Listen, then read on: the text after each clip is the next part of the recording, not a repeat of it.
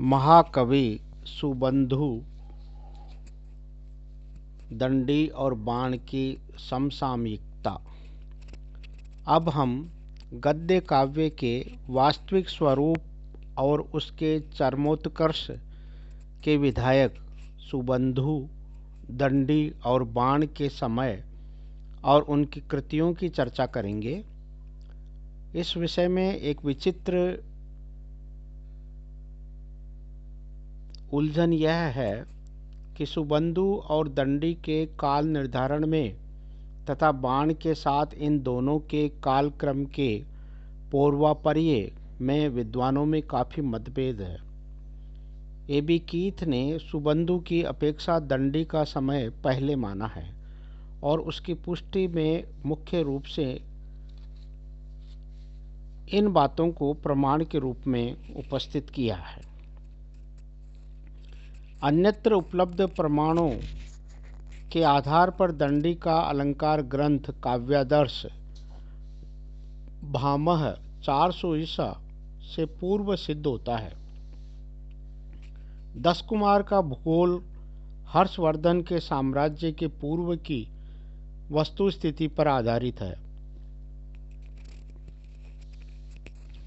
दंडी की रचना में सुबंधु और बाण की अपेक्षा सरलता है। सुबंधु की अपेक्षा दंडी के परवर्ती होने में कोई पुष्ट प्रमाण नहीं है। इसी प्रकार बाण की अपेक्षा सुबंधु को पहले मानने में कीथ ने इन बातों का संकेत किया है। बाण के हर्ष चरित में सुबंधु की रचना वासवदत्ता का संकेत है। गौड़वहों में वाक्पति राज के द्वारा भास, कालिदास और हरिश्चंद्र के साथ सुबंधु का स्पष्ट उल्लेख है।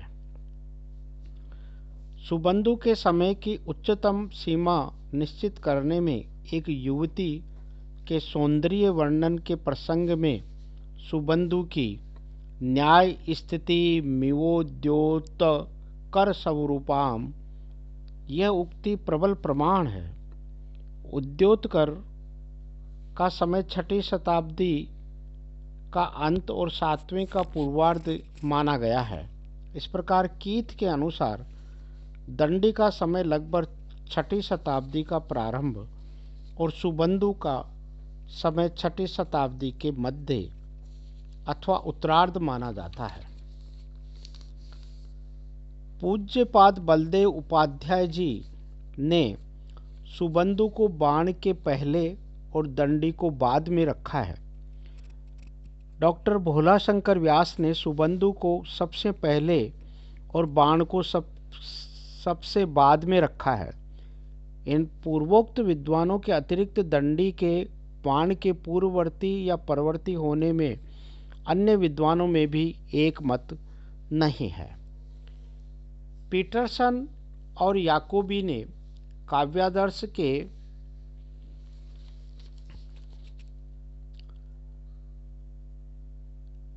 रत्नालोक संहार्यमवार्यम सूर्य रश्मिभिः दृष्टिरोधकरम यूनाम यौवन प्रभवम तमः इस पद्य का प्रभाव कादंबरी में सुकनासोपदेश के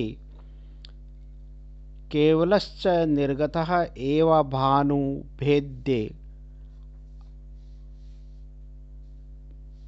भेद्यम रत्नालोकोच्छेद्यम प्रतीप प्रभापनेयमति गहनम तमो यौवन प्रभवम पर माना है। डॉक्टर वेलवेकर ने दंडी का समय 7वीं शताब्दी का उत्तरार्ध माना है। प्रोफेसर काणे ने सुबंधु को बाण की अपेक्षा निश्चित रूप से पहले माना है। इस प्रकार इन तीनों गद्य लेखकों में और विशेषकर सुबंधु और दंडी के काल के विषय में विद्वानों में जो मतभेद है उसकी पूरी छानबीन उनके ग्रंथों को स्वतंत्र रूप से अध्ययन करके करनी चाहिए। संप्रति हम इसमें न पढ़कर उन्हीं लोगों के दिए गए प्रमाणों के आधार पर अपना एक मार्ग निकालने का प्रयास करेंगे।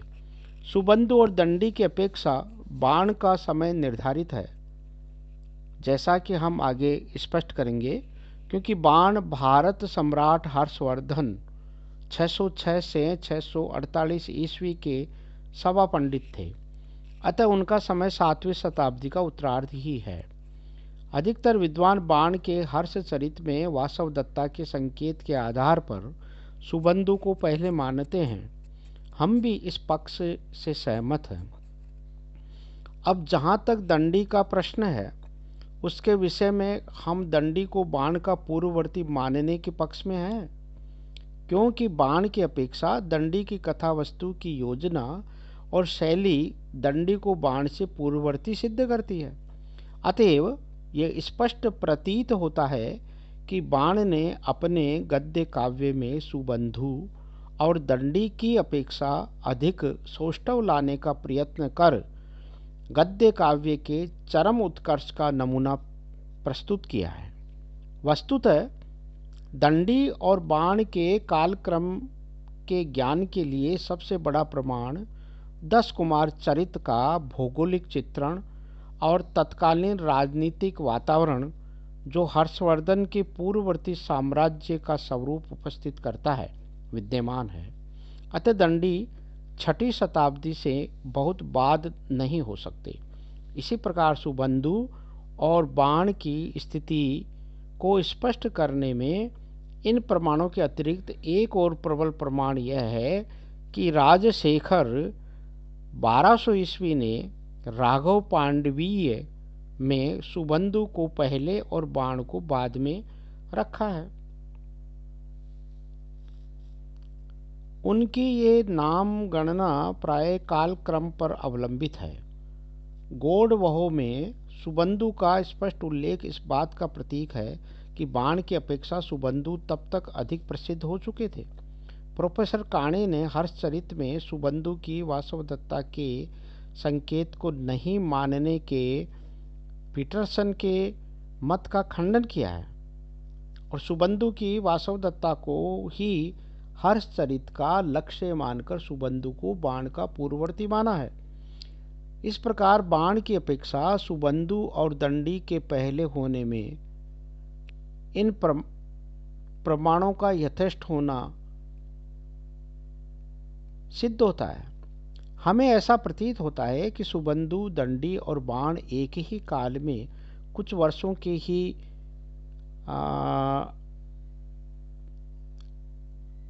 प्रकारांतर में हुए हैं।